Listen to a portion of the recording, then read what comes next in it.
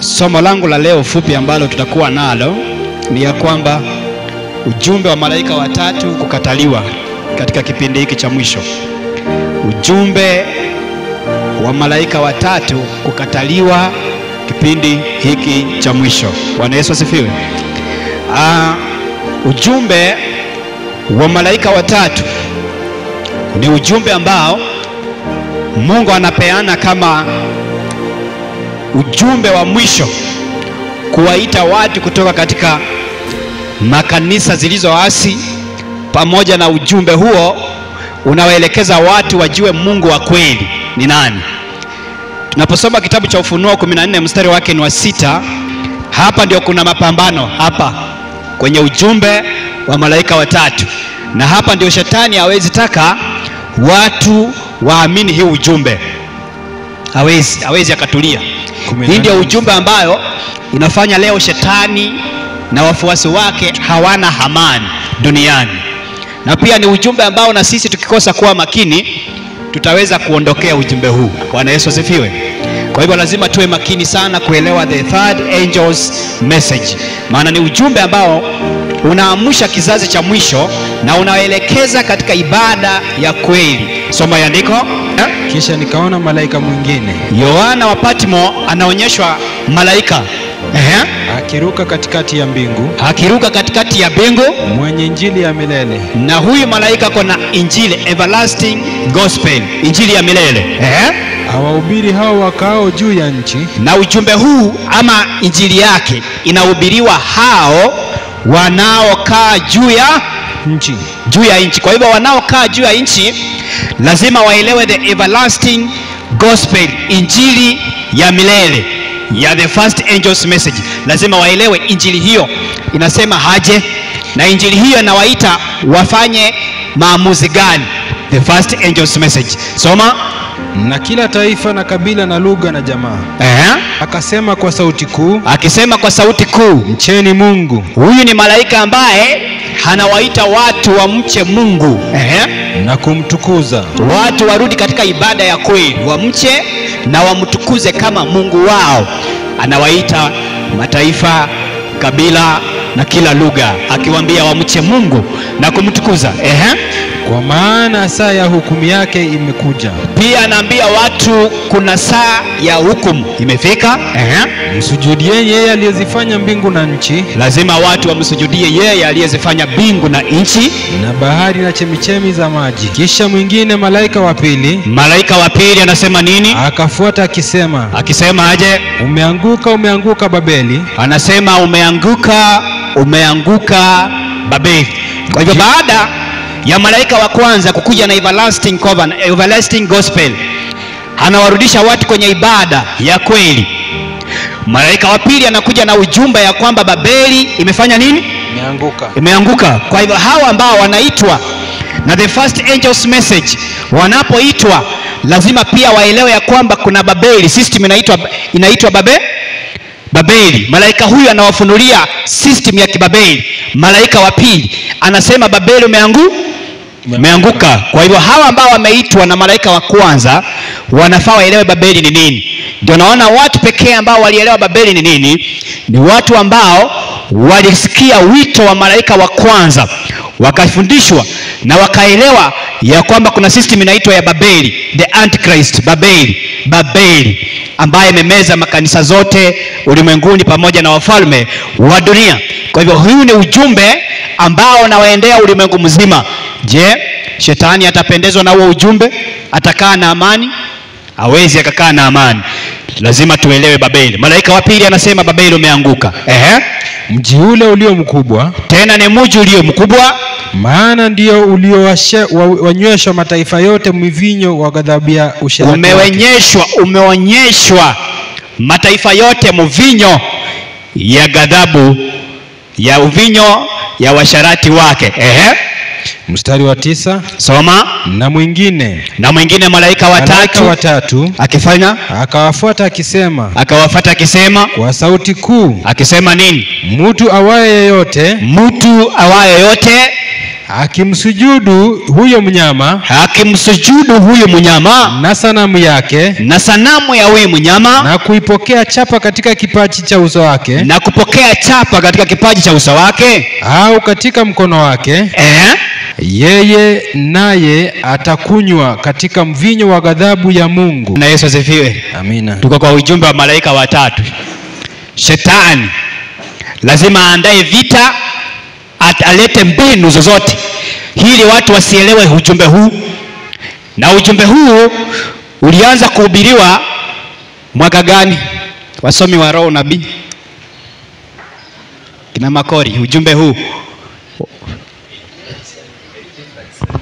18 iko wapi? Bwana Yesu asifiwe. 1837 ujumbe wetu, the first angel's message ilianza kuhubiriwa 1837. Angalia, tunaposoma kitabu kinaitwa Early Writing 304.4, sikiliza. Inapoanza kuhubiriwa 1837, sikiliza, ilianza kutiwa nguvu mwaka wa 1830s. Watu walianza kuhubiriwa ujumbe wa malaika wa kwanza ukaingia ulimwenguni. Sikiliza, Early Writing 304.4 inasema hivi: wakati tunaelewa wazi kwamba ujumbe wa malaika wa kwanza na wa pili na wa tatu ni ujumbe ambao una matumizi yake leo, yaani unafaa kipindi chetu cha leo, tunatambua pia kuwa kupingwa kwa ujumbe wa malaika wa kwanza pamoja na utangazaji wake.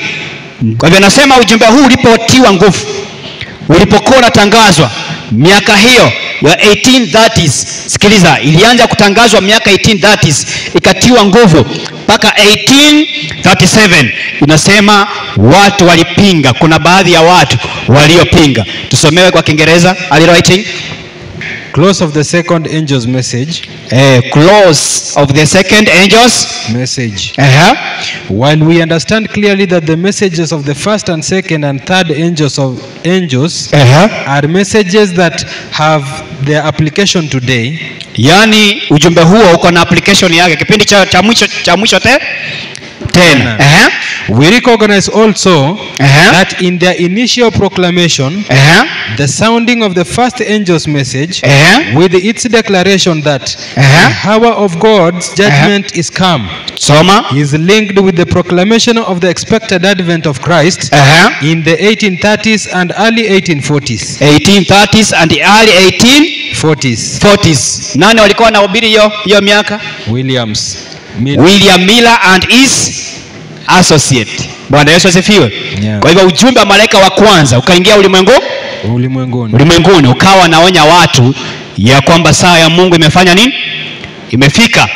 Lakini tunaposoma kitabu cha CET 50.1, CET 50.1, wakati ujumbe huu umefika, watu wakawa na hopes, wakawa na matarajio ya kurudi nyumbani.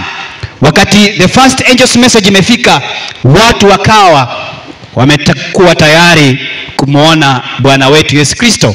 Ujumbe uliohubiriwa na kina William Miller and his associates. Sasa CET 50.4 inasema haje? Ellen White anasema hivi: our hopes now centered on the coming of the Lord in 1844. This was also the time for the message of the second angel. Kwa hiyo pia kipindi hiki cha 1844 ilikuwa ni kipindi ambacho malaika wa pili anaingia wapi? Anaanza kuhubiriwa wapi? Ulimwenguni. Sikiliza, kipindi hiki walitabiri, kina William Miller wakatabiri ya kwamba Yesu anakuja 1843, si ndio? Baadaye yako kuja wakasema anakuja 1844. Kwa hivyo kipindi hiki pia ndio ujumbe wa malaika wa pili unaingia wapi? Ulimwenguni, unaambatana. Sikiliza, nini kilifanya Yesu akakosa kukuja wakati huo? Maana Mungu alikuwa ameona kwenye movement hiyo ya William Miller kulikuwa na watu ambao ni wanafiki, hawakuwa tayari. Pia Mungu aliweza kufunika makosa ambayo ilikuwa imepeanwa na William Miller, akafunika hiyo makosa wasione. Bwana Yesu asifiwe. Alipoondoa mkono ndio wakaona baadaye, baada ya ujumbe wa malaika wa pili kuingia, ulimwenguni, wakaona makosa yao, wakaona kumbe Yesu hakuwa anarudi wapi? Duniani, bali alikuwa anaingia in the most holy place. Sasa anasema, Ellen White anasema hivi: our hopes now centered on the coming of the Lord in 1844. This was also the time for the message of the second angels, who flying through the midst of heaven cried, Babylon is fallen, the great city. That message was first proclaimed by the servant of God in the summer of 1844. As a result, many left the fallen churches. In connection with this message, the midnight cry was given, behold, the bridegroom cometh. Go ye out to meet him. In every part of the land light was given concerning this message, and the cry aroused thousands. It went from city to city, from village to village, and into the remote country region. It reached the learned and talented, as well the obscure and humble. Bwana Yesu asifiwe. Ujumbe huo ulienda kwa nguvu, kwa kasi. Watu wakahubiriwa, watu wakatoka katika makanisa yaliyo hasi. Tuko pamoja? Yeah. Happy Sabbath. Happy day. Kwa hivyo ujumbe wa malaika watatu unapoingia ulimwenguni kuanzia miaka ya 1830s, 1837 kuendelea, shetani lazima naye aamshe mbinu za kupinga ujumbe huu. Maana ni ujumbe ambao tumeambiwa ya kwamba uliarozi watu waachane na the fallen churches. Sikiliza, as a result, many left the fallen churches. In connection with the message, the midnight cry was given, behold, the bridegroom cometh. Go ye out to meet him. In every part of the land light was given concerning the message, and the cry aroused thousands. Watu walisikia ujumbe, wakaanza kujitayarisha kwa ajili ya kuweza kupokea Kristo mara ya pili. Sasa ujumbe huu ambao ulikuwa ni muamsho ama reformation ya watu waweze kurudi katika misingi, waache makanisa yaliyo hasi, kuna kitu kiliweza kufanyika baadaye. Watu walipomngojea Kristo wakakosa kuja. Walipokosa kuja, basi watu wengi wakarudi nyuma. Watu wakarudi katika makanisa zao za kuasi, wengine wakaachana na mambo ya ibada. Bwana Yesu asifiwe. Na quotation ya kwanza imesema jambo hilo litaweza kufanyika ama linasawia, litakuwa sawia na pia kipindi cha, inamaanisha pia wale ambao wakiendelea kuitwa na ujumbe wa malaika watatu, kuna wale ambao watarudi nyuma kama kipindi kile. Kipindi kile waliporudi nyuma, walibaki watu 50. Wakarudi kwenye Biblia tena, wakasoma, wakaangalia makosa ilikuwa wapi, wakasoma, wakaelewa kumbe Kristo hakuwa kuja wapi? Duniani. Kwa hivyo kipindi hiki cha mwisho lazima tuwe na watu ambao bado watarudi nyuma, bado hawataelewa umuhimu wa jumbe hizi za malaika watatu, hawataelewa. Angalia, tunaposoma kitabu ambacho kinaitwa 7 tuanze kwanza na kitabu kinaitwa SR 383.2 383.2. Angalia, Mungu alielewa ujumbe pekee ambao utaokoa ulimwengu na wote ambao wanatarajia kumuona mara ya pili. Lazima ujumbe huu uanze ama upelekwe na malaika watatu ulioanza kuhubiriwa miaka wa 1837 na baada inaendelea mpaka kipindi cha mwisho. Hakuna ujumbe wa kuokoa isipokuwa the third angel's message unaopatikana kwenye kitabu cha Ufunuo 14 mstari wake ni wa 6. SR inasemaje katika 383.2? Tusomewe. Inasema hivi, the most fearful threatening ever addressed to mortals, tishio la kuogofya sana kuwahi kuwasilishwa kwa wanadamu, is contained in the third angel's message, linapatikana katika ujumbe wa malaika watatu. Imesema ujumbe wa kuogofya. Ujumbe wa kufanya nini? Wa kuogofya. Ujumbe wa kuogofya. Ujumbe wa kuogofya. ambao Mungu amewahi patia wanadamu unapatikana katika ujumbe wa malaika wangapi? Watatu. Kwa hivyo usifikirie ya kwamba ujumbe huu watu wengi watapokea, hata paka wale ambao wameungana na sisi itafika mahali warudi nyuma kama wale wa kwanza waliporudi nyuma walikosa kuelewa maana yake, walikosa kuwa serious na ujumbe wao, maana ni ujumbe wa kuogofya. Alafu inaendelea nasemaje? Inaendelea ikisema hivi, that must be a terrible sin, na itakuwa ni dhambi kubwa, which calls down the wrath of God, ambayo itasababisha ghadhabu ya Mungu ishuke, unmingled with mercy. Ghadhabu ya Mungu itashuka pasipo na rehema. Men are not to be left in darkness, wanadamu hawatakiwi kuacha kwa giza concerning this important matter, kuhusiana na jambo hili la muhimu. The warning against this sin is to be given to the world. Lazima onyo dhidi ya dhambi hili linapaswa kutolewa kwa ulimwengu, before the visitation of God's judgment, kabla ya hukumu ya Mungu ama kabla ya ghadhabu ya Mungu kushuka ulimwenguni, that all may know, ili wote wapate kujua why they are to be inflicted, kwa nini jumbe hizi zinafaa kutolewa, and have opportunity to escape them, na wapate kuepuka na dhambi ambazo zinaonywa na ujumbe wa malaika wa pili na watatu. Inasema ni jumbe za kuogofya, lazima watu wafundishwe, watu waelewe, maana wakikataa kuelewa ujumbe huu, wakiepukana naye, maandiko yanasema ghadhabu ya Mungu itakaa juu ya. Tunaona unaposoma kitabu cha Ufunuo 14 mstari wake ni wa 9, malaika na watatu wanasema mtu ambaye atamsujudia mnyama huyu naye atapata ghadhabu ya Mungu isiyochanganywa na nini? Na maji. Bwana Yesu asifiwe. Kwa hivyo ni jumbe za kuokoa. Jumbe hizi tunafaa tukae hapo. Ni jumbe za kuogofya. Bwana Yesu asifiwe.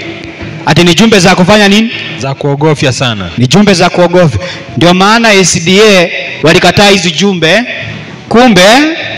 Kumbe walikataa hizi jumbe, maana ni jumbe za kufanya nini? Za kuogofya. Hamjawasikia leo wakisema we are not preaching the third angels? Si alikuwa huyo ni Ganuni Diop akiwa Kenya, si ndio? Atuhubiri ujumbe wa malaika tatu. Kumbe ni ujumbe wameogopa ujumbe huu unakemea dhambi za wafalme wa dunia pamoja na wote ambao wataweka mdomo kwenye kikombe cha kanisa hili, kanisa kahaba. Kwa hivyo ni ujumbe ambao ni wa kuogofya. Tunaona leo viongozi wa SDA wanasema hapana, hatufai kuhubiri habari ya wanyama, hatufai kuhubiri ujumbe wa malaika na mnukuu akisema tunahubiri Yesu, lakini hatuhubiri ujumbe wa malaika wangapi? Kumbe ni ujumbe wa kuogofya. Je, sisi na sisi tuogope? Bwana Yesu asifiwe. Tumeambiwa tukikosa kuzingatia ujumbe huu, ghadhabu ya Mungu inakuja juu yetu na itakuwa ni dhambi. Wale ambao watakataa ujumbe huu itakuwa ni dhambi. Bwana Yesu asifiwe.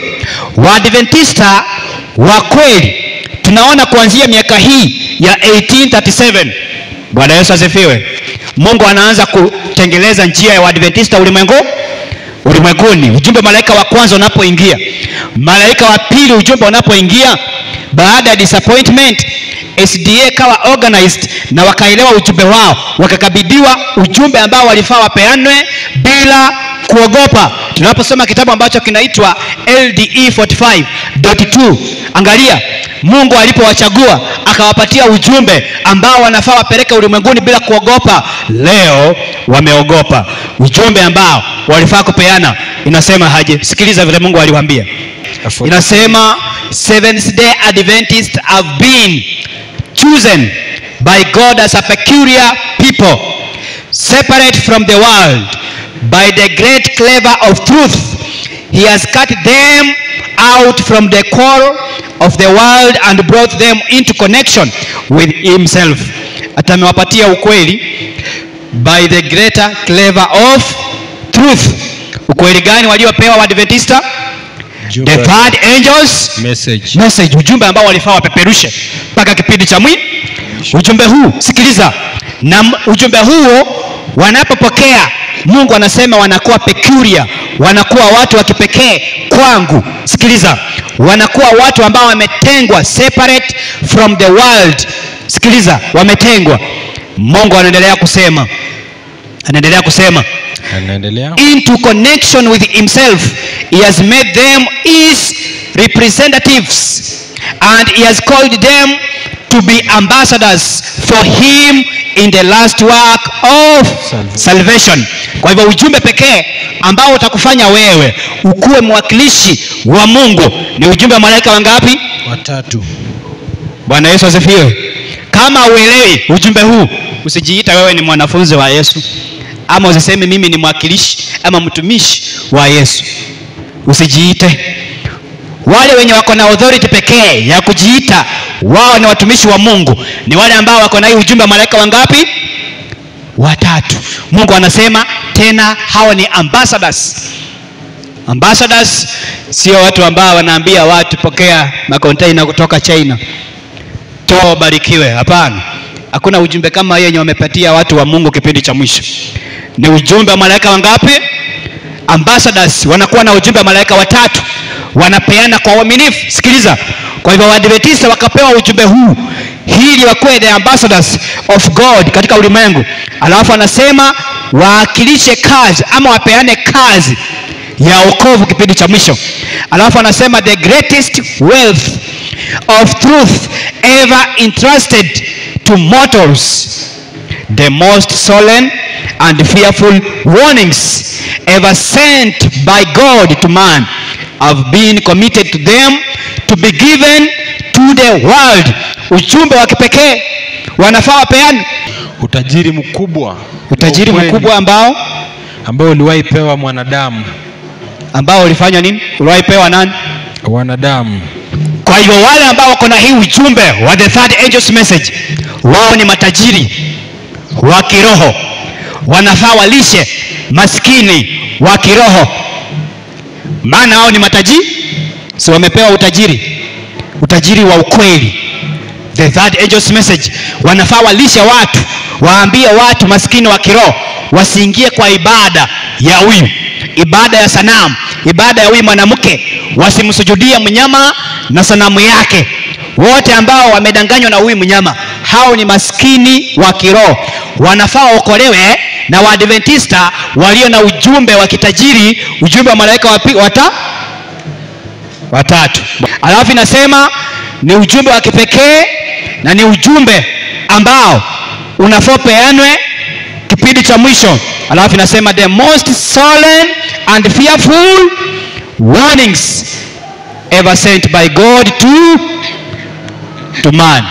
The most solemn and fearful warning ever sent by God to man. Namaanisha nini Kiswahili? Tusiache Waswahili nyuma. Ujumbe wa kuogofya mno peanwa kwa mwanadamu. Ni ujumbe wa kufanya nini? Wa kuogofya mno. Kumbe hii ni ujumbe wa kuogofya. Wa kuogofya. Bwana Yesu asifiwe. Usishangae mko wachache kwa nini? Inaweza kuwa ujumbe umeanza kuogofesha watu. The fearful warning. Je, na wewe utaogopa? Utaogopa? Kuamini hii ujumbe, kubeba hii ujumbe sio kazi rahisi. Nomina walishaogopa. Je, na sisi tuogope? Tunafaa kusimama imara hata kama tutabaki wawili, hata kama tutabaki wachache. Tunafaa tusimame imara. Ni ujumbe wa kipekee ambao ni wa kutisha ambao Mungu alipatia mwanadamu. Sikiliza. Ujumbe huu ndio nafaa utenge madarasa mawili, 2 classes katika ulimwengu. Ujumbe huu ndio nafaa utenge. SR 383.3. Sikiliza, inasema swala la shindano kuu ama kuhusiana na vita ambavyo vinaendelea vya pambano kuu. Sikiliza, madarasa mawili tofauti yanatengenezwa. Jamii moja wamwabudu yule mnyama na sanamu yake na kupokea chapa yake, na hivyo kujiletea hukumu za kutisha zinazotishwa na malaika watatu. wanajiletea hukumu zinazotishwa na malaika watatu. Kati ya hawa ni malaika mgani aliyepeana hukumu kwa wote ambao watamwabudia mnyama? Watatu. Malaika watatu. Wa pili alisema umeanguka Babeli. Watatu anakuja anatoa hukumu kwa wale ambao watakubali kuanguka na Babeli. Wale ambao watakubali mafundisho ya Babeli, hukumu yao inakuja, inaprononsiwa na the third angel. Anasema watapata ghadhabu. Sikiliza, ghadhabu ya Mungu isiyochanganywa na maji. Kwa hivyo tunapojiita wana matekelezo, lazima tu maintain na tuelewe ujumbe wa malaika watatu. Sio tu ujumbe tuuchukulie juu ama kimzamza. Hapana, ni ujumbe ambao tunafaa tusome kila siku na tuelewe kweli zetu, ili tusije tukaogopa ujumbe wetu ama kuachana na huo ujumbe. Bwana Yesu asifiwe. Katika kitabu cha CH 238.1, sikiliza, ni ujumbe ambao tumeona ukishapeanwa. Ujumbe huu ndio utafanya kupatikane na makundi mawili: wale watakao mwabudu mnyama na wale watakao abudu Mungu wa kweli, wale ambao watakubali ujumbe wa malaika wa kwanza. Maana malaika wa kwanza alisema msujudieni Mungu na mwabudu yeye aliyefanya chemichemi na bahari. Kwa hivyo kuna wale ambao watasikia ujumbe wa malaika wa kwanza, waabudu Mungu wa kweli, na kuna wale ambao watakataa kusikia ujumbe wa malaika wa kwanza, waabudu mnyama na sanamu yake. Sasa ujumbe huu ndio ujumbe wa mapepeto ama shaking. Una shake ili kupatikane two classes. Ujumbe huu na tayari umeanza kutikisa makundi mawili. Lazima yaanze kuonekana kipindi hiki cha mwisho, wale watakao simama upande wa Mungu na wale watakao rudi upande wa mnyama. Sikiliza, CH 238.1 inasema haje? Inasema hivi, the Lord is testing his people to see who will be loyal to the principles of his truth. Bwana anawajaribu watu wake ili aone ni nani atakuwa mwaminifu kwa kanuni zake za ukweli. Ni nani atakayekuwa mwaminifu? Our work is to proclaim the world the first, the second and the third angel's message. Kazi yetu ni kutangaza ulimwenguni ujumbe wa malaika wa kwanza, wa pili na watatu. Na Mungu amesema anawajaribu watu haone ni nani watakao simama kwenye kanuni zake za ukweli. Bwana Yesu asifiwe. Je, SDA wamesimama kwa hizo kanuni za ukweli saa hii vile tunavyoongea? Hawezi. Wamesimama? Si wameogopa ujumbe, umewatisha. Wameogopa. Je, na sisi tu ambao tumeshikilia hii ujumbe? Kwa hivyo ni jaribio. The third angel's message ni jaribio kwa watu wanaokaa ulimwenguni.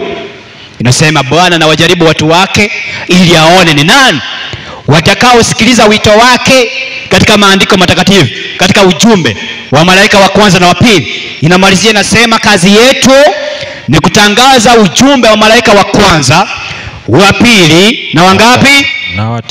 Na watatu. Alafu inaendelea nasema aje? Inasema in the discharge of our duties we are neither to despise nor to fear our enemies. Katika kutekeleza majukumu yetu hatupaswi kuwadharau wala kuogopa adui zetu. Ndio naona tunamtaja kabisa. Tumwambia hii ni system ya Kiroma na hili kanisa la Kiroma. Hatufai kuogopa adui zetu. Na ujumbe huu imesema tunazima tupeane kwa uaminifu. Bwana Yesu asifiwe. Lazima tupeane kwa uaminifu. Angalia, kazi yetu kubwa ni kupeana ujumbe wa malaika wa kwanza, wa pili na watatu. Malaika wa kwanza anafundisha watu wamjue Mungu wa pekee wa kweli. Lakini kwenye sistimu hii tunaposoma kitabu cha Danieli, atamuinua Mungu wa ngome, Mungu wa kigeni. Je, amemuinua leo? Amemuinua. The Trinity God ameinuliwa, na Mungu huyo amekubaliwa na makanisa zote, mpaka kanisa la SDA ambalo halikufaa likubali Mungu wa ngome, the Trinity God, lakini leo limenaswa. Wamekataa kusikiliza Mungu wa kweli ambaye malaika wa kwanza anamtangaza, anamwambia mwabuduni yeye aliyezifanya chemichemi na bahari. Anatangaza Mungu wa pekee wa kweli. Malaika wa pili anasema nini? Umeanguka Babeli. Lazima tuelewe Babeli ni nini. Lakini leo makanisa mingi yameshikwa na huyu mwanamke. Unaposoma Ufunuo 17 mstari wake ni wa kwanza, angalia inasema Yohana akachukuliwa paka nyikani ama jangwani, akaona mnyama mwekundu na juu yake ameketi mwanamke ambaye amepamba kwa nguo ya rangi ya zambarau na nyekundu, naye alikuwa na kikombe cha dhahabu mkononi mwake.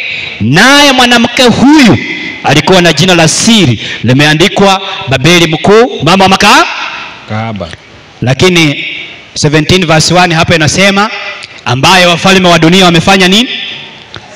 Wamezini naye. The kings of earth wamezini naye pamoja na raia, wameweka mdomo kwenye hiki kikombe, wamekunywa.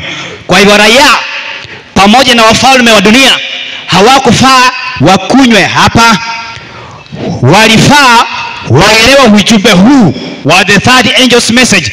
Maana kama wangeelewa huu ujumbe hawangekunywa hapa, lakini kwa sababu hawajaelewa ama wamekataa ama wameogopa kama vile SDA wameogopa, ndiposa nao wameingia hapa, wametoka na fundisho la utatu, wameingiza mdomo hapa. Bwana Yesu asifiwe. Amina. Ujumbe wa kutisha umeogopewa na watu wa madhehebu nyakati hizi za mwisho. Kwa hivyo tunafaa tusimame imara, tunafaa tuwe imara. Katika kitabu cha Maranatha 1:27, sikiliza .7, Mungu anasema hivi. Maranatha, Mungu anasema jambo hili 127.7. Mungu anasema hivi. Kwa hivyo Mungu anahimiza wale ambao wata maintain the message of three angels message baada ya ulimwengu kukataa. 197.1 inasema aje? .7 haipo. .6 mwisho ni .6 inasema hivi.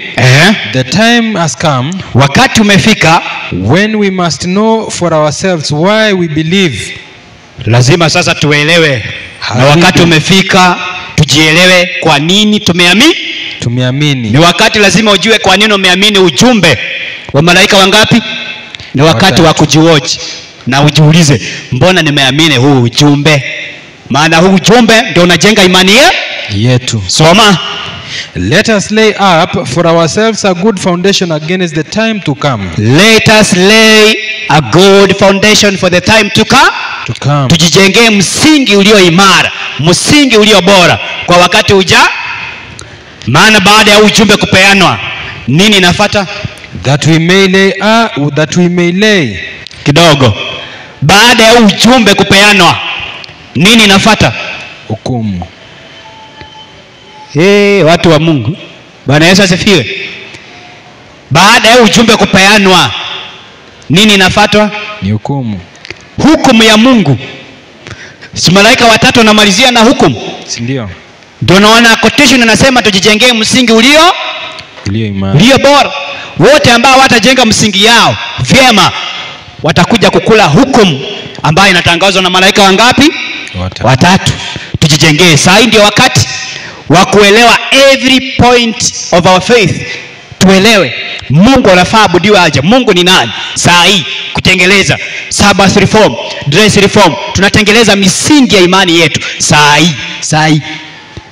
Na ni ujumbe unaopeanwa kutoka kwa the third angels message. Tuelewe. Tunaona SDA wameasi sasa hivi, wameogopa hii ujumbe, wameingiza Pathfinder. Walipoogopa hii ujumbe, leo wanawake wanakuwa pastors. Maana kama wangesikiliza hii ujumbe hawangefanya hivyo. Kwa sababu wameogopa, wameanza kumrudia mwanamke huyu, kurudisha system ya kikahaba ndani ya kanisa la Mungu. Bwana Yesu asifiwe. Kwa hivyo sasa hivi ni kujijengea the better foundation.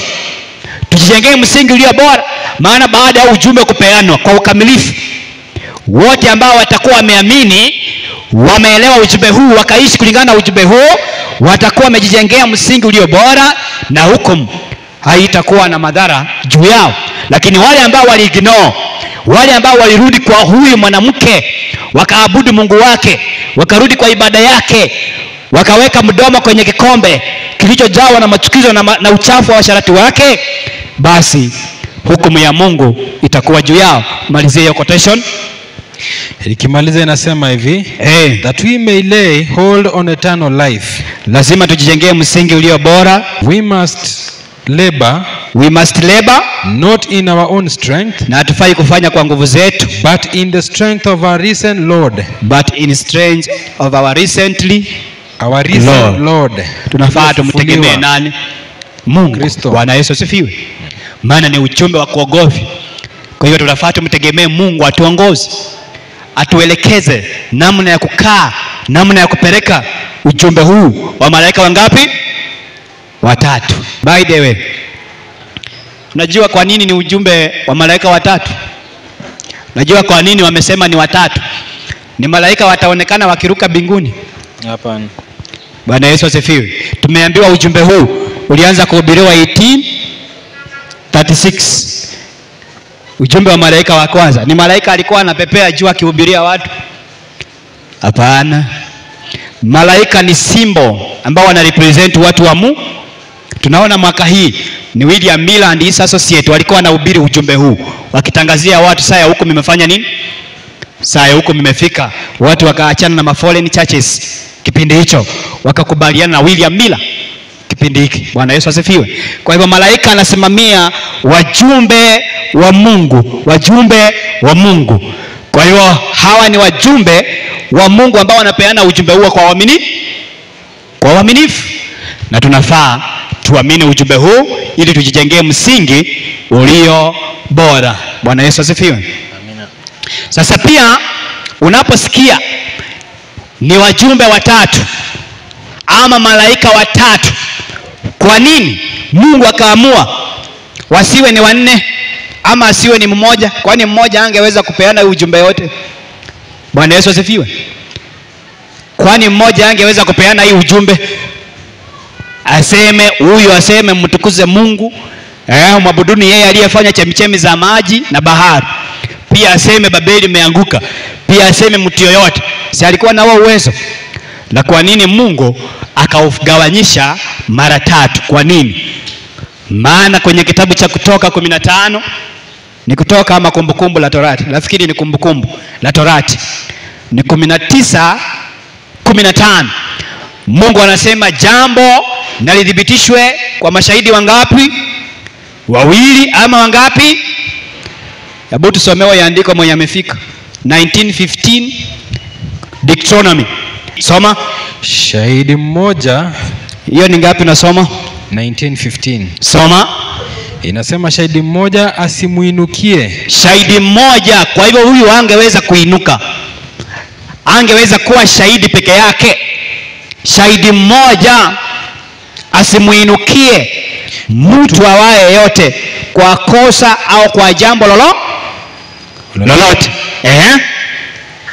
Shahidi mmoja asimuinukie mtu awaye yote kumshuhudia kwa uovu wowote. Kumshuhudia kwa uovu wowote. Kwa uovu wowote. Na Injili inashuhudia uovu wa wanadamu, unaonyesha maovu. Waacha hii njia, waacha kuabudu sanamu, inawashuhudia uovu wao. Kwa hivyo shahidi mmoja aweza akashuhudia uovu. Wala makosa akosayo yoyote. Wala makosa ya mtu akosaye yote. Jambo na lithibitishwe kwa vinywa vya mashahidi 2 au 3. Lazima wakuwe 2 ama wangapi? 3. Lazima wakuwe 2 ama wangapi? 3. Kwa hivyo kuanzia mwaka wa 1837 shahidi wa kwanza akaingia ulimwenguni. Bwana Yesu asifiwe. Na akashuhudia uovu wa watu. Wale waliokubali, Bwana Yesu asifiwe, waliweza kuwa na faida. Wale ambao walielewa ujumbe wa malaika wa kwanza walifaidika na ujumbe wa malaika wa 2 na wa 3. Maana waliendelea, walipobaki 50 wakakaa wakaendelea kusoma, wakaelewa ujumbe wa malaika wa 2 na Lakini wale ambao walirudi nyuma walipotea. Wako wapi? Si hao walipotea hivyo? Bwana Yesu asifiwe. Kwa hivyo kuanzia 1837 shahidi wa kwanza, 1843 ama 1844 kuendelea mpaka 1848 ujumbe malaika watatu 1848. Sikiliza, kuendelea mpaka kipindi cha mwisho ulimwengu umekuwa ukipokea ujumbe wa mashahidi wangapi? Watatu. Mashahidi wangapi? Watatu. Hawa. Kwa hiyo mwanadamu kipindi cha mwisho, wakati Mungu atakapomhukumu, hata sema sikuwahi sikia, maana ujumbe umekuwa ulimwenguni kutoka 1837, ujumbe wa malaika watatu. Kwa hivyo Mungu ameidhinisha iwe ni watatu kwa ajili ya kushuhudia uovu ama kutangaza makosa ya mtu. Lazima jambo lidhibitishwe kwa vinywa vya mashahidi wawili ama watatu. Angalia, hata wakati Mungu anaenda kuangamiza nchi ya Sodoma na Gomora, walikuwa ni malaika wangapi walifika kwa Abrahamu kwanza? Hebu tuende kitabu cha Mwanzo, nafikiri ni 18. Sikiliza, walikuwa ni malaika wangapi? Walikuwa ni malaika wangapi? Hebu soma hiyo andiko. Genesis 18. Sikiliza, nianze na mstari wa kwanza. Soma. Bwana akamtokea Ibrahimu karibu na mialoni ya Mamre. Alafu alipokuwa ameketi mlangoni, Ibrahimu alipokuwa ameketi katika mlangoni pa hema yake mchana wakati wa hari. Ilikuwa ni mchana. Alafu akainua macho yake akaona na tazama, watu watatu wamesimama mbele yake. Aliona watu wangapi? Watatu. Bwana Yesu asifiwe. Amina. Aliona watu watatu wamesimama mbele yake. Ibrahimu alipowaona, aliwakaribisha watu hao watatu, akawaambia njooni angalau mpumzike nikawanawishe miguu, kesho muendelee na safari. Lakini leo makanisa za leo zimekaribisha wajumbe hao watatu. Leo makanisa za leo zimekaribisha ujumbe wa malaika watatu? Bado wamekataa. Wamesema ni ujumbe ambao hatufai kuamini. Leo wamekataa. Wamemkumbatia mwanamke Jezebel. Leo wamekataa kukaribisha kama Ibrahimu alivyokaribisha wajumbe watatu. Alipowakaribisha, wakati wanaondoka, Ibrahimu akawa anawasindikisha. Malaika wakamwambia, sasa tunaenda kuangamiza nchi ya Sodoma na Gomora. Kwa hivyo walikuwa wameshuka kwa mission ya kushuhudia pamoja na kuangamiza. Walikuwa wangapi? Watatu. Si ndio? Si walikuwa watatu? Bwana Yesu asifiwe. Amina. Walishuka kushuhudia, maana ilibidi wafika katika nchi ya Sodoma na Gomora washuhudie. Walipofika wakashuhudia maovu yaliyokuwa yanaendelea. Maana walipofika pia Luti akawakaribisha, na alipowakaribisha wanaume wa eneo hilo wakaambia Luti, fungua hii mlango. Ni wageni gani umeleta hapa kwa nyumba? Tunataka kuwajua, tunataka tulale nao. Vitendo vya Sodoma, vitendo vya ushoga kipindi hicho. Kwa hiyo malaika hao wakiwa hapo ndani, si hata hii kukuwa tu ni mchezo hivi, walikuwa wanashuhudia wahakikishe makosa ya hao watu wa Sodoma. Mungu anataka kuangamiza. Je, ushahidi iko wapi? Waliposhuhudia, basi akaambia Luti, kunayo mtu hapa, uonye, maana asubuhi kutachomeka moto. Kwa hivyo baada ya hao malaika kushuhudia, nini ilifuata kesho yake? Moto ulichoma katika nchi ya Sodoma na Gomora. Kwa hivyo leo wale ambao hawatakubali ujumbe huu, mwishowe watafanya nini? Wataangamia. Ujumbe wa malaika watatu. Angalia, Nuhu alijenga safina ya ngazi ngapi? Ilikuwa ni ngazi ama ghorofa ngapi? Ilikuwa ghorofa ngapi? 3. Bwana Yesu asifiwe. Ilikuwa ni ghorofa 3. Ujumbe wa amani wa kuokoa ulimwengu, the third angel's message. Haya, wale vijana waliokuwa wanatupa katika tanuru la moto walikuwa wangapi? Watatu. Walikuwa wangapi? Shadrach, Meshach, walikuwa watatu. Wakashuhudia Mungu wa kweli katika nchi ya Babeli. Je, na sisi tukiwa katika nchi ya Babeli tutashuhudia ujumbe wa malaika watatu kama Shadrach, Meshach na Abednego walivyoshuhudia Mungu wao, ama tutaungana na huyu Mungu wa Babeli? Mungu atusaidie. Kwa hivyo hatufai kuondokea misingi ya imani yetu. This is our landmark. Hatufai kuondoka hapa. Hapa ndio kumebeba kweli zote ambazo zinatufanya leo tuko hapa. Leo tunaitwa wana matengenezo. Bwana Yesu asifiwe. Amen. Kwa sababu ya muda na nimeambiwa tunaenda kuona mgonjwa, naomba tuweze kukomea hapo, tutakuja tuendelee wakati mwingine. Ni wangapi wamebarikiwa? Bwana Yesu asifiwe. Amen. Ambia jirani yako tusitoke hapa. Tusitoke hapa. The third angel's message hapa. Na usiogope hii ujumbe, maana quotation imesema ni ujumbe wa kuogofya. Unakaa gangari, unakaa ngumu. Ambia jirani yako kaa ngumu. Wewe, hebu nisaidie kitabu kinaitwa Great Controversy. Nikuonyesha kitu kwa nini unafaa kae ngumu. Kwa nini tukae ngumu? Hatufai kuondoka hapa. Great Controversy 608. 608 nafikiri ni .2. Sikiliza. Inasema as the storm approaches, a large class who professed faith in the third angels. Imesema a large. Imesema a large.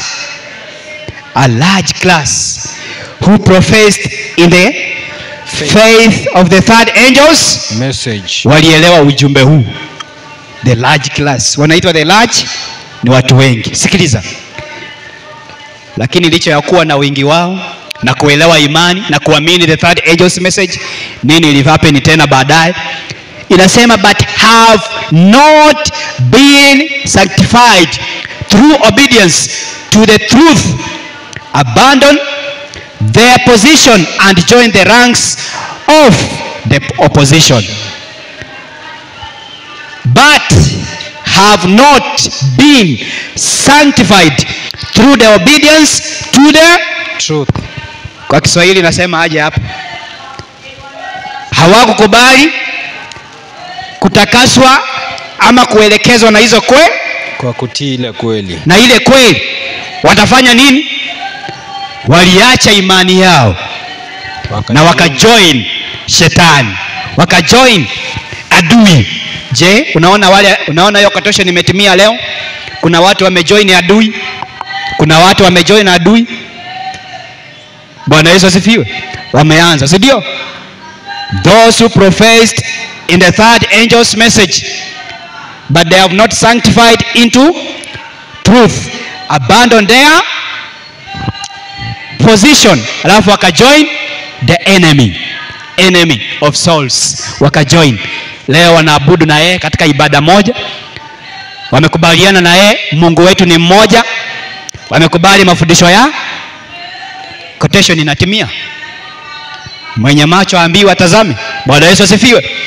Inaendelea nasema abandon their position and join the ranks of the opposition by uniting with the world and partaking of its spirit. Kuna watu kama hao leo wamechukua roho, wamekubali kuongozwa na roho ya ulimwengu. Kuna watu kama hao, they have partaking the spirit of world. Walipokataa kuishi ama walipokataa kutakaswa, kuelekezwa na ujumbe wa malaika watatu, roho wa shetani ama roho wa ulimwengu akachukua nafasi. Na huyo roho akichukua nafasi, anaongoza kabisa katika side ya opposition, side ya shetani. Alafu inamalizia ikisema haje, msomaji, nafikiri tulikuwa pamoja. Inaendelea ikisema hivi, they have come to view matters in nearly the same light. Walikuwa na ukweli karibu na wote, si ndio? And when the test is brought, lakini wakati jaribio ilipofika, They are prepared to choose the easy popular side. Bwana Yesu asifiwe. Amina. Walichagua nafasi iliyo rahisi. Na hiyo ilikuwa ni mwaka gani? Wakati jaribio hilo lilipata ECDA. Ilikuwa ni mwaka gani? Wakasema tunaitwa cults. Lazima tufiche hii bendera yetu ya malaika watatu ili tusiitwe cult. Ilikuwa ni jaribio mwaka gani? 57. Makori ulisoma lini? Ulisoma ni mwaka gani? Ilikuwa 57. Wakaanza kuficha ujumbe. Jaribio lilipokuja mwaka wa 57, wakaanza kuficha. The test ilipofika, wakaficha, wakasema hapana, ondoa hii. Wacha tulete ya msalaba. Hamna msalaba yao hapa. Wakaondoa ujumbe wa malaika wangapi? Wakazika, wakaleta ya msalaba. Wakajoin the easiest way. Msalaba inatumika na makanisa yote ya Kijumapili. Wakasema hapana, wacha tukuja hii side, the easiest way. Wakaingia huko.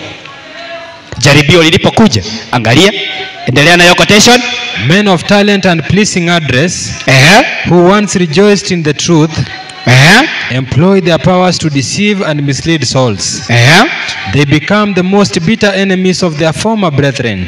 Na watakuja wakasirikie nyinyi. Maadui wakubwa. Ni wadui.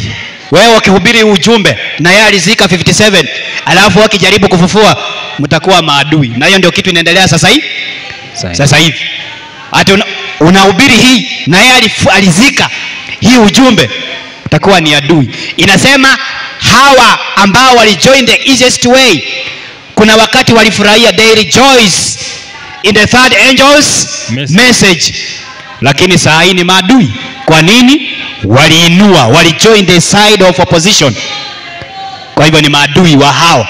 Kwa hivyo wewe ambao umekaa hapa, jua wewe ni adui wa yule ambaye alijoin side ya shetani, side ya mwanamke.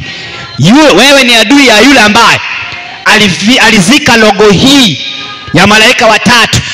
Alizika 57. Walipozika, hapo ndio adui ulianza. Kwa hivyo ukionekana unajaribu kufufua, ujipange. Soma. Inaendelea ikisema, when Sabbath keepers are brought before the courts to answer for their faith. Sasa wasabato watakapoletwa katika mahakama, these apostates are the most efficient agents of Satan to misrepresent and accuse them. Bwana Yesu asifiwe. Sijui kama mnazingatianga hii quotation. Imesema when the Sabbath keepers brought into courts to answer for their faith, these apostates are the most efficient agent of Satan to mispresent and accuse them. Who are the apostates? These who had the truth and buried it. Bwana Yesu asifiwe. Apostate ni akina nani? Wale ambao walizika ujumbe huu na wale ambao walikataa ujumbe wa malaika wa kwanza. Bwana Yesu asifiwe. The fallen churches walikataa ujumbe huu, wakabaki kwa giza. Maana kama wangeendelea na ujumbe huu, wangeelewa, kwa wale watu 50 wangefaidika, lakini waliporudi nyuma wakanaswa na shetani. The apostate SDA now wakajoin the easiest way ya apostate. Kwa hivyo hao ndio watakuwa na hasira kipindi cha mwisho wakati mtakapopelekwa mahakama. When the Sabbath keeper are brought before the courts to answer for their faith, these apostates are the most efficient agent of. Sasa yeye ndio mwambie wewe, kwa sababu ulizika hii logo ya malaika watatu 57, wewe sasa ni wa shetani. Atakupikia pilau, atakupea chai, umwambie wewe vile ulizika hii ujumbe, wewe ni mtu wa shetani leo, unless urevive uinue hii ujumbe. Lakini kama hatutaona hii ujumbe ndani ya kanisa, wewe ni mtu wa shetani. Atakubali. Lakini quotation imewaita aje? Ni watu wa nani? Apostates. Watu wa shetani, the apostate. Sikiliza. And by the false report and insinuation to stir up the rulers against them. Na huko ndio tunaelekea. Mami, kae tayari. Umesikia? Huko ndio tunaelekea. Si quotation imetimia nusu. Sasa sisi ndio tutamalizia kuitimiza huko mbele. Huko mbele. Bwana Yesu asifiwe. Huko mbele. Angalia. SDA walipozika ujumbe wa malaika watatu, Mungu alianza kuwaondokea. Walipoanza kukataa kutoka mwaka wa 1888, kabla wazike rasmi ujumbe huu 1888, walipokataa ujumbe wa righteousness by faith, maandiko yanasema roho wa Mungu aliwaacha katika giza. Ndio naona inapofika 57 hawaoni kama ni jambo kubwa kuondoa the banner of our faith. Hawakuona kama ni big deal, maana roho wa Mungu alikuwa amewaacha kitambo. Hatufai kuondokea hapo. Bwana Yesu asifiwe. Kwa sababu ya muda nafikiri tutamalizia hapo. Tutakuja tuendelee wakati mwingine, tukiendelea kujifundisha na kusalia ndani ya ujumbe malaika wangapi? Kuinua bendera, the banner of our faith, the three angels message. Bwana Yesu asifiwe. Situkomee hapo. Ama kabla tukomee hapo, kuna mtu ako na swali? Haya, mpatie mic. Nilikuwa nauliza ikiwa kuna delay ilifanyika. Ongea na nguvu. Kama kuna delay ilifanyika. Kama kuna delay ilifanyika wakati wa mila. Ni mimi sikusikia ama ni kelele iko huko? Nauliza ikiwa kama kuna delay ilifanyika. Kwa delay. Delay. Ya kuja kwake Yesu. Na umesema yale mambo yalifanyika yatarudia kwa kipindi hichi chetu. Naam. Je, na Yesu yeye ata maintain katika the most holy place ama pia atasonga ikiwa kuna marudio? Sasa quotation inaposema ya kwamba matukio yaliyotendeka kipindi hiki cha William Miller yatakuja pia jirudia kipindi cha mwisho, inamaanisha sisi hatufai kulala kama wao. Yaani najaribu kutupatia historia ili tusije tukarudi katika makosa yao. Lakini kuhusiana na Kristo kuchelewa hekaluni ama kutoka in the most holy place, kwanza hata tayari alishachelewa. Bwana Yesu asifiwe. Alishachelewa huko. Hakufaa kaya hapo. Ukisoma quotation inasema wakati Mungu anataka kuamua kesi, Yesu anainua mikono yake, anamuonyesha alama za misumari, anambegi baba yake, anamwambia ngojea. Ndio naona unaposoma kitabu cha Ufunuo, in the most holy place atatolewa huko na moshi utaijaza hiyo nyumba. Itabidi afanye nini? Atoke. Atatoka kwa hiari. Bwana Yesu asifiwe. Atatoka kwa nini? Moshi itasababisha afanye nini? Atoke. Kwa hivyo sasa hivi tunaishi kipindi cha neema, the probational period. Tunaishi kipindi cha neema. Kwa hivyo kwa mujibu wangu mimi naona Kristo alishachelewa na yeye ndiye anatuombea sisi. Anatuombeza, anasema hapana, ngojea, kuna watu fulani, kuna kikundi fulani bado akijafanya nini? Akijajiweka tayari. Yes. Kwa hivyo saa hii ni kazi ya Kristo in the most holy place, anatuombea. Sasa quotation inapotuambia yale yaliyotokea kipindi cha William Miller kina umuhimu kipindi chetu, tunafaa sisi tusichoke. Maana hao walichoka baada ya Kristo kutokurudi 1843, 1844 walichoka, wengine wakarudi katika biashara zao, wengine wakarudi katika sehemu zao ambazo walikuwa. Bwana Yesu asifiwe. Ndio maana ukisoma writing inasema Mungu kwa kufunika makosa haya wasione makosa ya 1843 na 1844, ilikuwa anataka aondoe wanafiki miongoni mwa Wakristo. Wengi walikuwa wameprofess kurudi kwa nani? Kwa Yesu. Unajua watu walikuwa watakatifu sana hiyo siku. Watu ilikuwa akienda kukula, akikumbuka amekosea anaachana na chakula, anaenda anamuomba msamaha kwanza. Nisamee. Yesu anakuja, sitaki kukuachwa. Kwa hivyo watu walikuwa wametarajia kurudi kwa Kristo, lakini hawakukuwa watu ambao wanamngojea Ukristo kwa imani, bali ilikuwa ni kwa unafiki. Kwa hivyo Mungu akafunika makosa wasione wasione. Mungu akaondoa wanafiki, ndio walipobaki watu 50. Mungu aliendelea kutembea na wao na wakamaliza kazi, wakafanya kazi ya ajabu. Kwa hivyo sisi tunafaa tuwe na imani ya wale watu 50. Hatufai ku give up. Bwana Yesu asifiwe. Tuendeleze kazi hata ukibaki peke yako. Hata ukibaki, lakini ukirudi nyuma, historia ya wale waliorudi nyuma itakuwa imetimia kwako. Sijui kama tumeelewana. Barikiwa. Swali lingine? Basi kama hakuna swali, ningependa tuimbe wimbo mmoja. Nyetaka usafi wa kweli, usafi wa kweli. Tuimba haraka kidogo.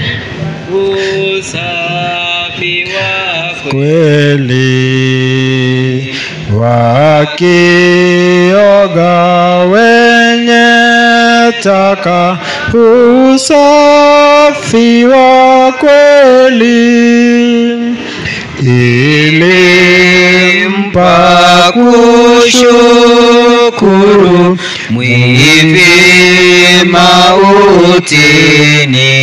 mautini, nami nisiye udhuru, yani safi ndani, yani safi ndani, yani safi ndani, nami nisiye udhuru, yani safi ndani, kondoa kuwawa, damu ina nguvu, wako wote kuokoa kwa utimilivu, kwa utimilivu, kwa utimilivu, wako wote kuokoa kwa utimilivu. Bwana, tangu damu yako kunisafi kale, nimeimba sifa zako, taimba milele, taimba milele,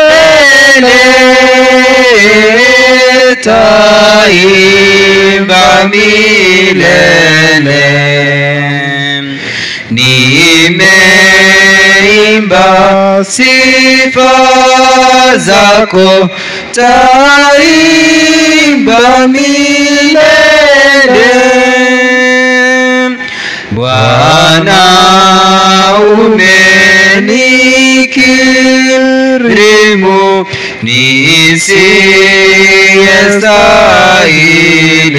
nisiyestahili, kwa damu ya mali ya kweli, ya mali ya kweli, ya mali ya kweli, kwa damu yako sehemu ya mali ya kweli, nikubali kukuimbia mbinguni milele. Mungu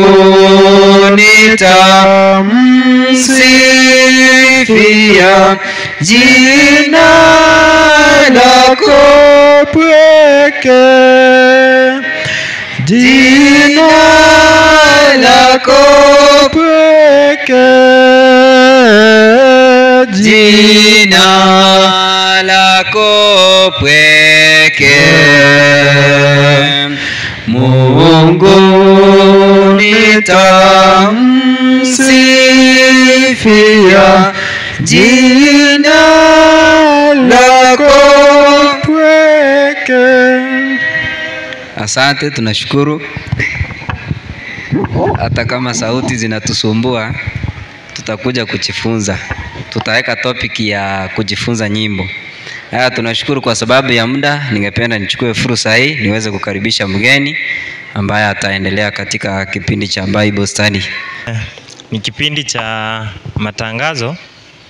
Ni kwamba tunakumbushwa tuendelee kutoa kwa ajili ya makambi ambayo tuliahirisha hadi mwezi wa 12 Disemba. Kwa hivyo ni kwamba pia tusione kwamba ni mbali tena, ikifika itulemee. Kile ambacho uko nacho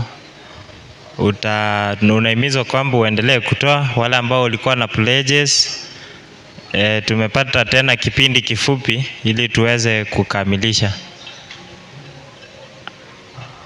Alafu vile vile wale ambao wamekwisha vuna, kuna wenye wamekwisha vuna, unahimizwa kwamba unaweza leta nafaka ama mahindi, maharagwe.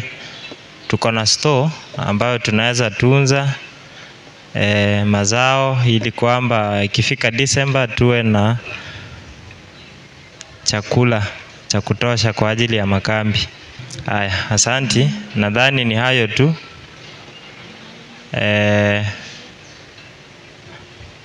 Ndugu Ben, kuwa na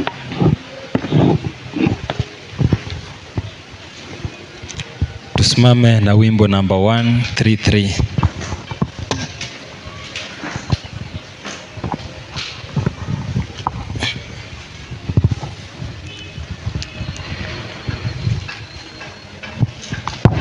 Popote na Yesu nina furaha.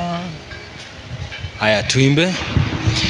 Popote na Yesu nina furaha, anitumako Yesu ndiye raha, asipokuwako hapa nifai, akiwapo Yesu mimi sitishwi. Popote, popote sina mashaka, popote na Yesu naweza kwenda, akiwapo Yesu si peke yangu, na nijapotupwa akali wangu, ajaponiongoza njia mbaya, iwapo na Yesu na shukuria. Popote, popote sina mashaka, popote na Yesu naweza kwenda, akiwapo Yesu naweza lala, naweza pumzika hata kiyama, kisha nitakwenda kwake milele, akiwapo Yesu kweli. Popote, popote sina mashaka, popote na Yesu naweza kwenda. Popote na Yesu tunaweza fanya nini? Acha tuombe.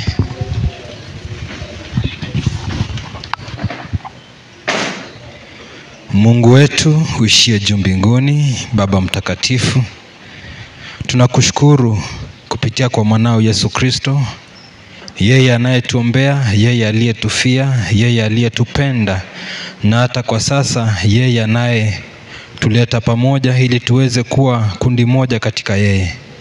Sasa tunapoenda katika kuangalia maandiko yako matakatifu, tuongoze na Roho yako Mtakatifu, kwa sababu bila wewe Mungu wetu hatuwezi, na bila wewe Yesu Kristo hatuna uongozi, na hata bila Roho Mtakatifu hatuna utakaso.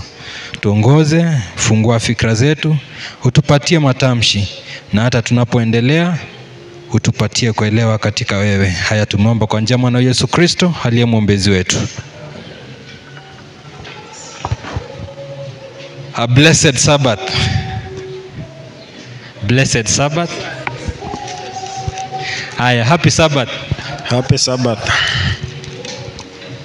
Leo nashukuru Mungu kwa sababu angalau si baridi kama last week.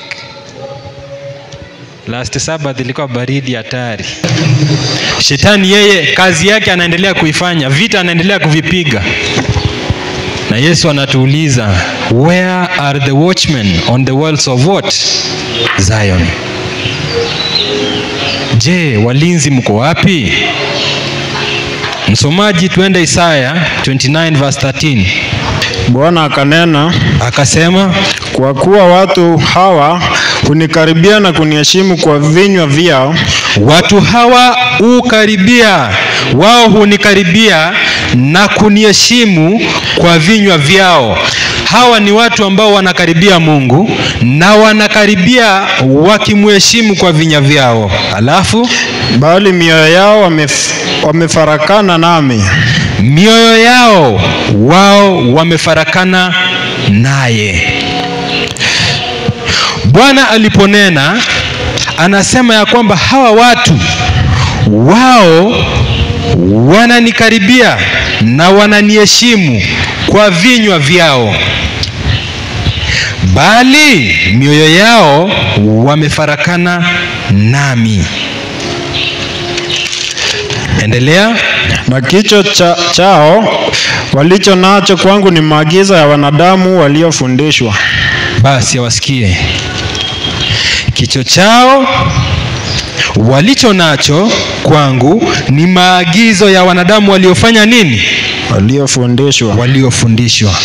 Tujiulize hapa vile tumekaa. Je, sisi ambao tuko hapa tunamkaribia Mungu kila siku? Nani hamkaribii Mungu kila siku? Kumaanisha sisi wote tunakaribia Mungu kila siku, na tunamkaribia tukimheshimu kwa vinywa vyetu. Je, mioyo yetu ipo karibu na yeye?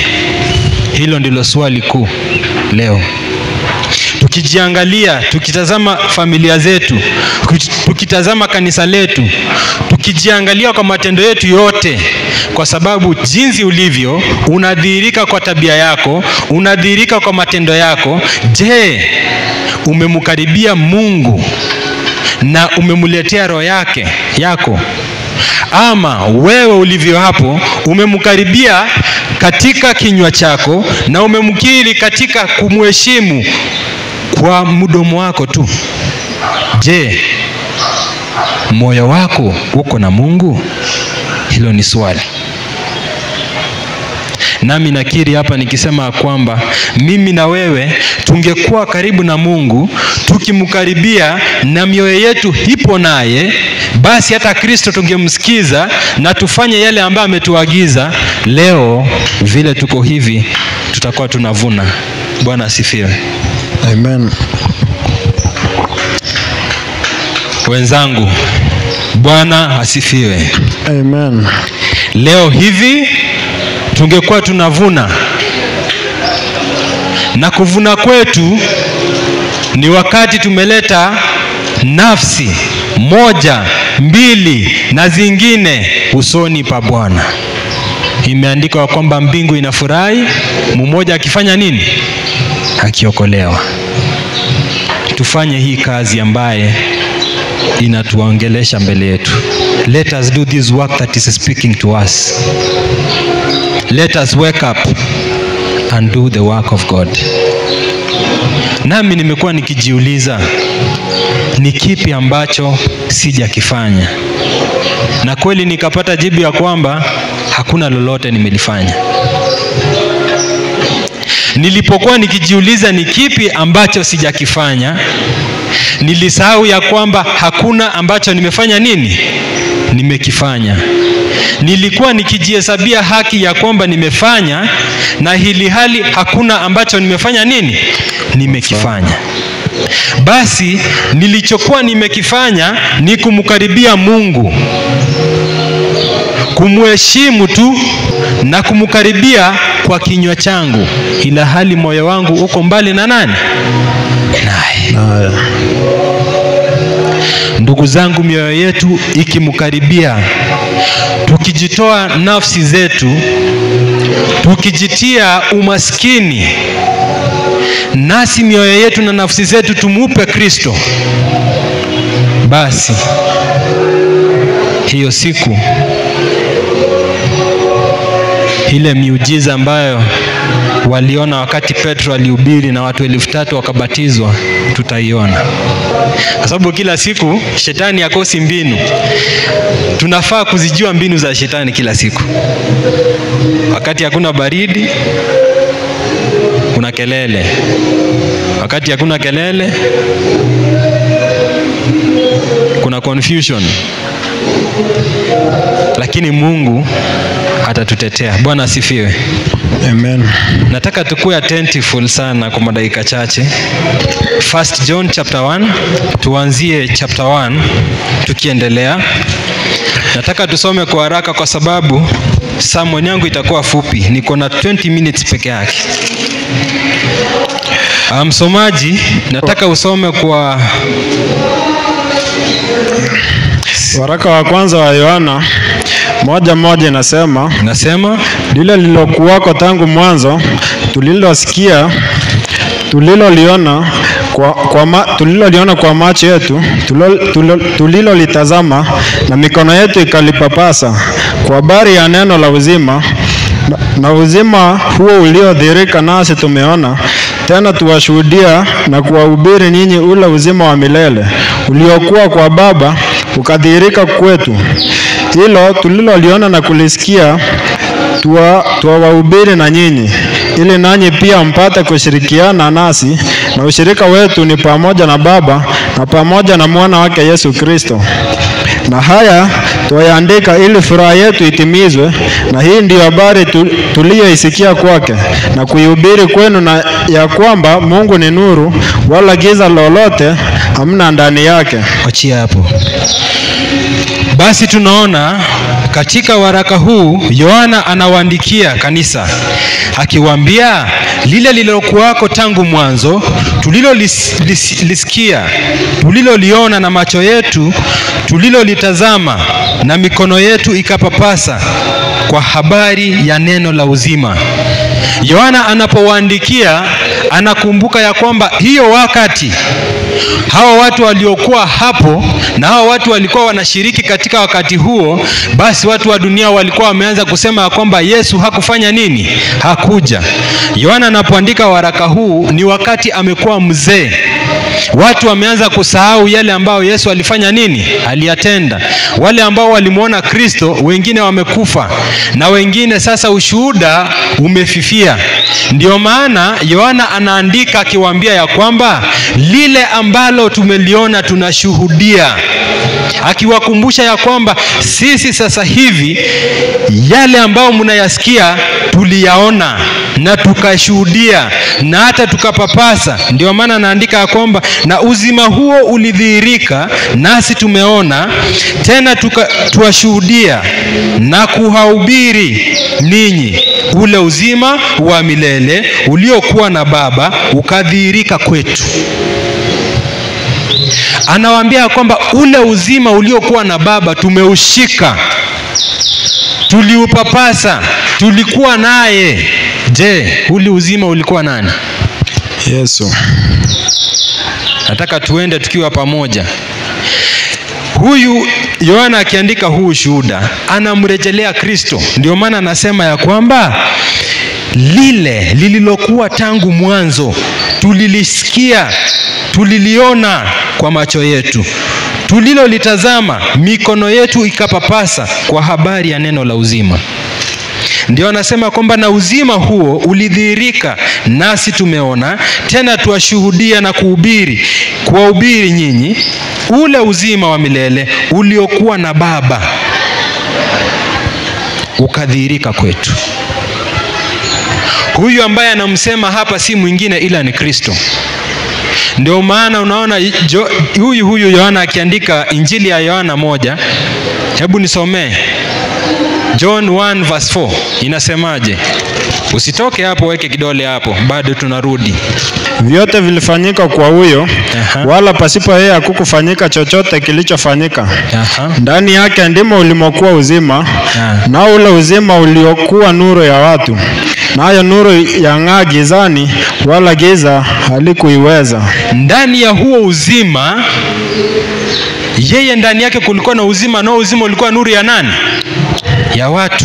Ndio hapa bado anashuhudia katika waraka wake, anawaambia ule uzima uliokuwa na Baba umedhihirika. Basi mbona anatoa huu ushuhuda? Anatoa huu ushuhuda ya kwamba watu wajue, kwa sababu walikuwa wameanza kusahau. Nasi sisi leo hapa tuko katika hatari hiyo hiyo ya kusahau yale ambayo Mungu ametuonyesha na akatufundisha. Basi sisi tunakuja bado tukimrejelea ili tusije tukasahau. Ndio maana anatuandikia katika mstari wa 3, anasema hivi: hilo tuliloliona na kulisikia twawahubiri nanyi na ni ninyi, ili nanyi pia mupate kushirikiana nasi, na ushirika wetu ni pamoja na Baba na pamoja na mwana wake Yesu Kristo. Bwana asifiwe. Amen. Basi tunafaa kuelewa ya kwamba ule uzima uliokuwa pale basi umedhihirika, ni huyu mwana wa Mungu.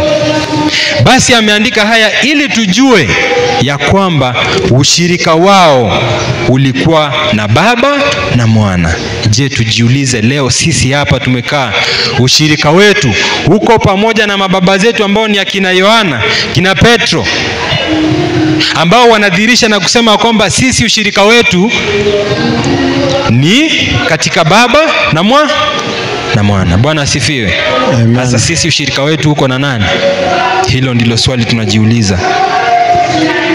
Je, ushirika wetu uko pamoja na Baba na Mwana wake Yesu Kristo? Ndiye anasema ya kwamba haya ameyaandika ili tupate furaha na furaha yetu ijae. Katika Kiingereza ndio inaweka vizuri, anasema and these things write we unto you that your joy may be full when you hear these words, that Christ is the Son of God and our fellowship is with the Father and the Son. Is your joy full, my sister Paris? Je, una furaha?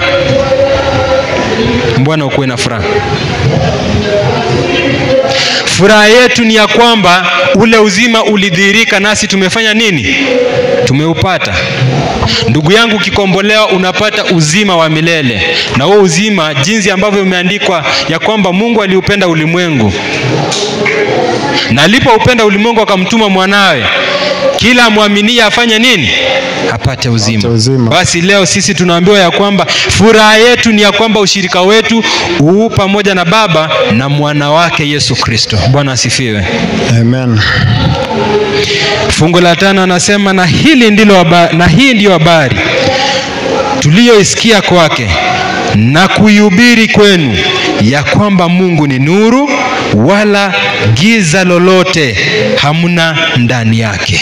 Bwana asifiwe. Yaani ndani ya Mungu ni nuru na ndani yake hamna giza lolote. Je, giza ni nini? Ndugu George, giza ni nini? Dada Lydia, giza ni nini? Kwa mtazamo wa hili andiko, Mungu ni nuru na hamna giza ndani yake. Giza ni nini? Yani, in him is righteousness and there is no sin in him. Hapa basi nuru ni haki na utakatifu, na giza ni dhambi. Bwana asifiwe. Amen. Basi Mungu akiwa nuru ndani yake hamuna dhambi yoyote. Ndio Biblia inasema kwamba God dwelleth in light that man cannot do what? Approach. Mbona iwe ya kwamba Mungu anakaa katika nuru ambaye hakuna mwanadamu anaweza fanya nini? Akaribia. Ni kwa sababu sisi tuko katika dhambi ambaye Kristo anakuja kila siku, anabisha kila siku kwa mioyo yetu ili aweze kutuokoa, ili baadaye tuweze kukaribia nani? Mungu ambaye yeye ni nuru. Basi tujue ya kwamba leo Mungu ni nuru na ndani yake hamuna dhambi yoyote. Ujue ya kwamba kama kuna dhambi ndani yako, ndani yangu, hatuwezi kumkaribia Mungu. Hivyo inatupasa tuwe katika Kristo. Na kwa hii njia ya kuwa katika Kristo, tuweze kuwa katika nuru, ndio tuweze kumkaribia Mungu wetu. Matthew chapter 5 inasema, blessed are the pure in heart, for they shall see who? They shall see God. Utamuonaje Kristo na kama hauna a pure heart? And how can you have that pure heart if you cannot have Christ? Ndio maana ameshuhudia ya kwamba ule uzima uliokuwa na Mungu umedhihirika, ili tuweze kufanya nini? Kupata. Bwana asifiwe. Fungu la 6 kwa haraka inasema, tukisema ya kwamba tuwashirikiana naye tena, tukienenda gizani, twasema uongo na hatuifanyi hiyo kweli. Bali tukienenda nuruni kama yeye alivyo katika nuru, tuwashirikiana sisi kwa sisi, na damu ya Yesu mwana wake yatusafisha dhambi yote. Bwana asifiwe.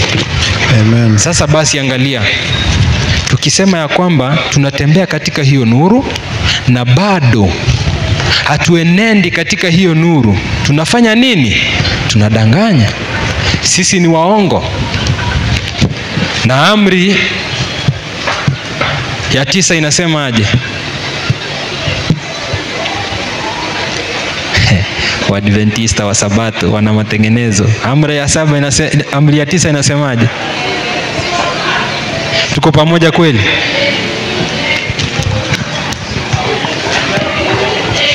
Na sasa si wewe useme kama wewe ni mkakamavu na ukoshiwa kitu unasema.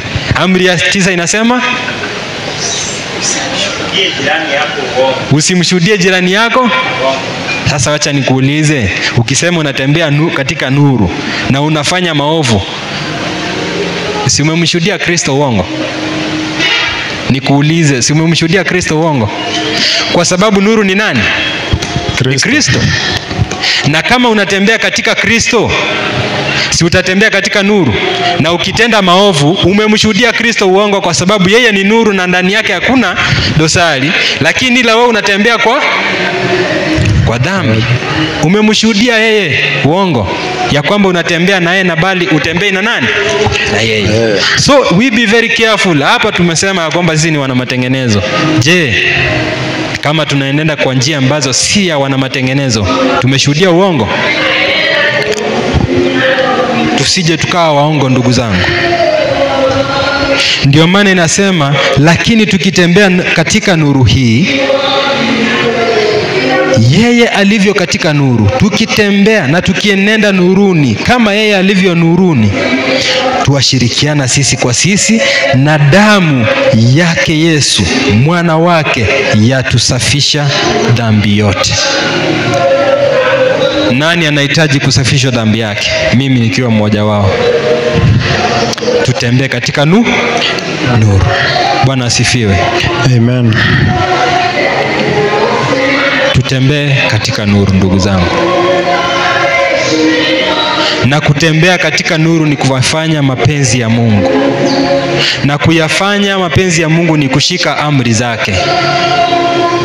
Amri kuu ikiwe mpende jirani yako, mpende Mungu na umpende jirani yako. Nani anaweza penda jirani yake kama mpendi Mungu? Ni muone leo. George, unaweza? Ndio maana inasema amri kuu kwa zote ni gani? Mpende Mungu. Ukishika hiyo amri kuu, utashika ya pili. Tuende fungu la 8, inasema hivi: tukisema kwamba hatuna dhambi, twajidanganya wenyewe, wala kweli haimo mwetu. Tukiziungama dhambi zetu, yeye ni mwaminifu na wa haki, hata atuondolee dhambi zetu na kutusafisha na udhalimu wote. Tukisema kwamba hatukutenda dhambi, tuamfanya yeye kuwa mwongo, wala neno lake halimo mwetu. Bwana asifiwe. Amen.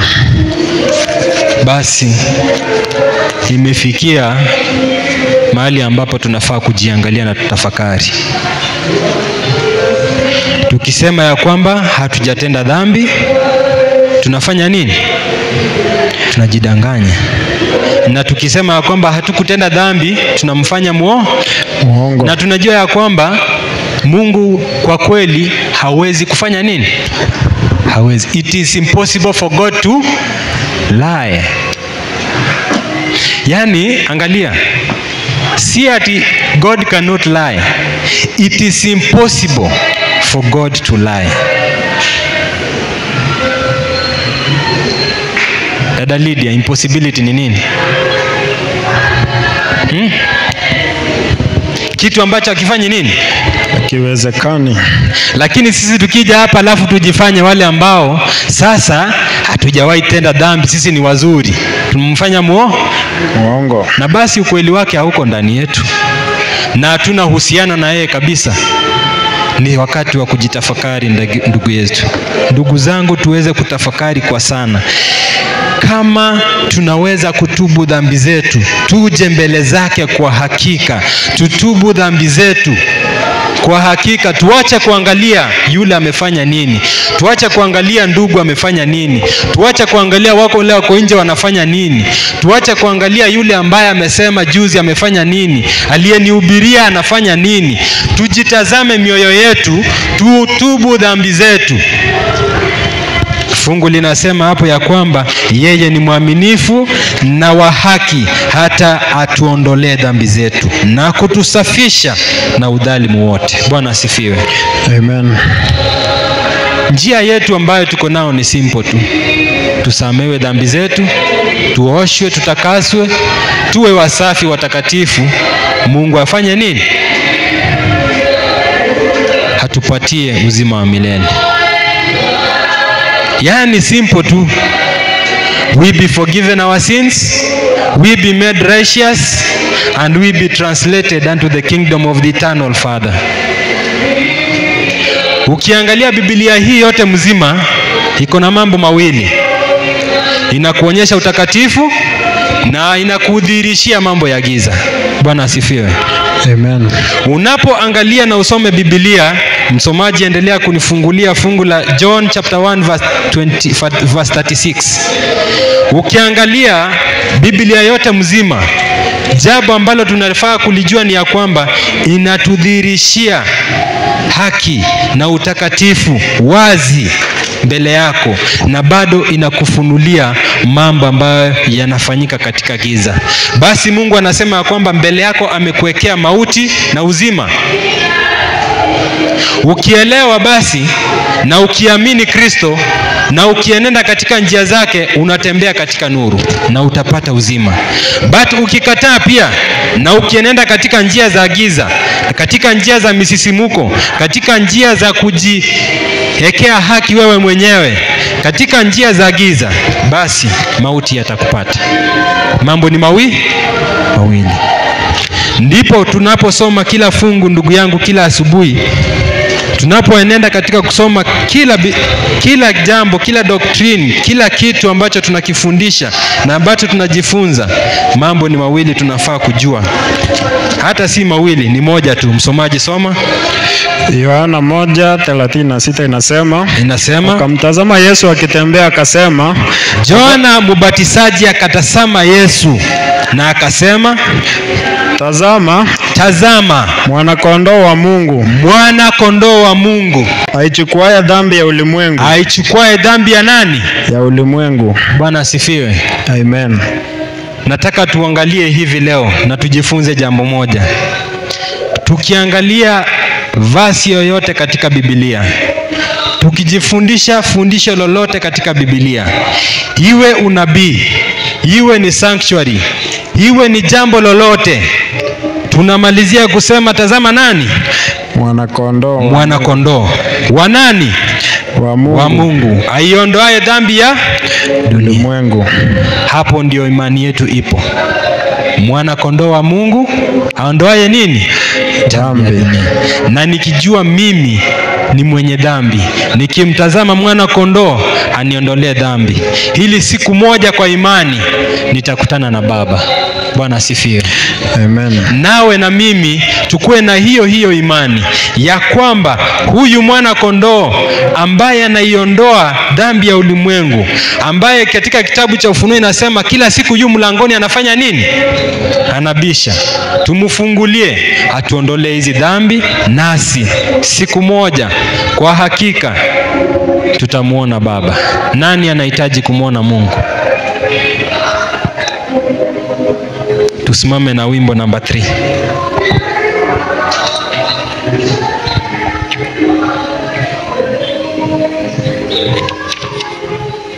Kiswahili namba 3.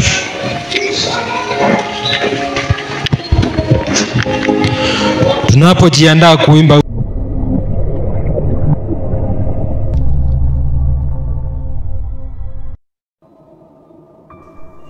Wording of Last Days, sauti ya ukweli.